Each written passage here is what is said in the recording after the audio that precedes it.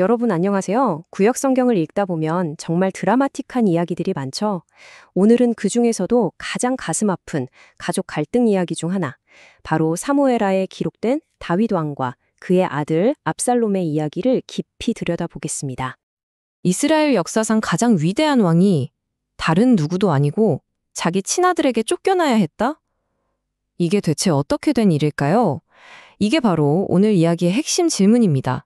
우리는 이 충격적인 위기가 벌어지는 그 한복판에서부터 이야기를 시작해 보려고 합니다.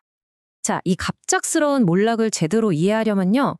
먼저 다윗 왕이 얼마나 대단한 성공을 거뒀는지, 그러니까 얼마나 높은 곳에서 떨어졌는지를 알아야 합니다. 이 슬라이드를 한번 보세요. 정말 극명한 대조를 이루고 있죠. 한쪽은 그야말로 황금기입니다. 광대한 영토에 부가 흘러넘치는 왕국이었어요. 하지만 다른 한쪽은 어떻습니까? 왕은 도망자 신세가 되고 나라는 내전으로 갈기갈기 찢어집니다.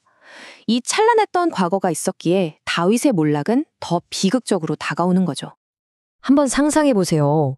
그 거인 골리앗을 쓰러뜨리고 이스라엘을 통일했던 영웅 다윗이 자기 수도인 예루살렘에서 도망쳐야 하는 이 상황을요.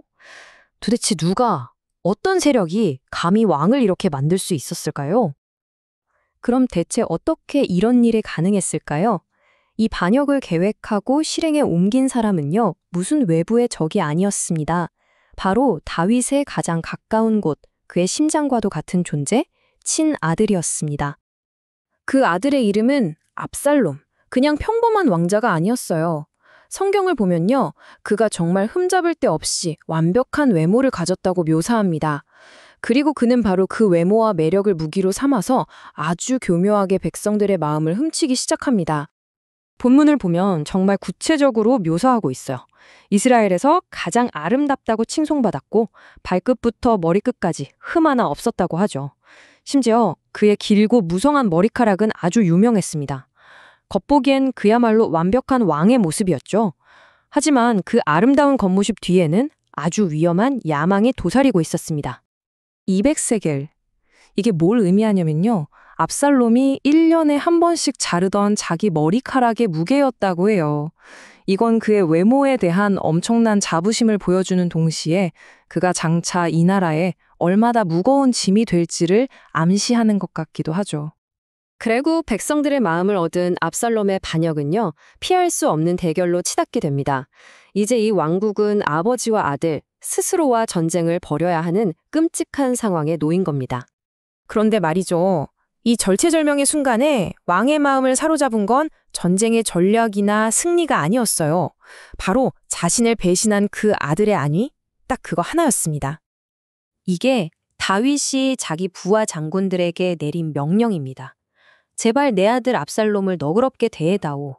왕국을 지키기 위한 전쟁터에서도 그의 마음은 아들을 잃고 싶지 않은 아버지의 마음, 그것뿐이었던 거죠. 마침내 두 군대는 에브라임 숲에서 맞붙게 됩니다. 아버지가 아들을 상대로, 형제가 형제를 상대로 칼을 겨누는 비극이 시작된 거죠. 과연 이 싸움의 승자는 누구였을까요? 이 전투의 결과는 이스라엘의 운명을 결정지을 아주 중요한 싸움이었습니다. 하지만 그 대가는 정말 상상할 수 없을 만큼 컸습니다.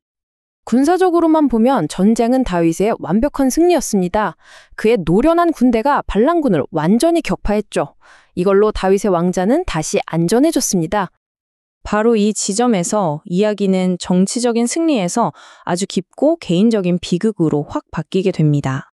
다윗이 그렇게 간절하게 부탁했지만 그의 명령은 지켜지지 않았습니다. 압살롬은 전투 중에 결국 목숨을 잃고 말았죠. 이 소식을 들은 승리한 왕의 마음은 그야말로 산산조각이 나버립니다. 성경은 이 모든 상황을 한마디로 이렇게 요약합니다. 가족 간의 유혈 참극. 다윗에게 왕위를 지켜낸 승리는 사실상 아들을 잃은 가장 큰 패배이자 가장 깊은 상실감이었던 셈이죠. 자, 이제 이 기나긴 이야기의 마지막 장입니다. 다윗은 다시 왕자로 돌아옵니다. 하지만 그의 모습은 승리한 정복자가 아니라 마음이 무너져 내린 한 아버지의 모습이었습니다. 이 과정을 다시 한번 되짚어 볼까요? 압살롬의 배신으로 시작해서 다윗의 도망, 그리고 피할 수 없었던 전투와 아들의 죽음, 결국 다윗은 돌아왔지만 그가 마주한 것은 왕과 왕국 모두에게 깊은 상처만 남은 현실이었습니다. 이 이야기가 우리에게 말해주는 건 뭘까요? 결국 죄와 분열의 결과는 결코 간단하지 않다는 것. 그리고 가장 높은 권력의 자리에는 때로 가장 끔찍하고 무거운 대가가 따른다는 사실 아닐까요? 결국 사무엘하의 이 이야기는 우리에게 아주 강력한 질문을 던집니다. 한 개인의 잘못이 어떻게 한 가정을 넘어 나라 전체를 무너뜨릴 수 있는가? 이건 정말 시대를 초월해서 우리 모두에게 경고하는 깊은 교훈이라고 할 수 있겠습니다. 오늘 이야기 함께 해주셔서 감사합니다.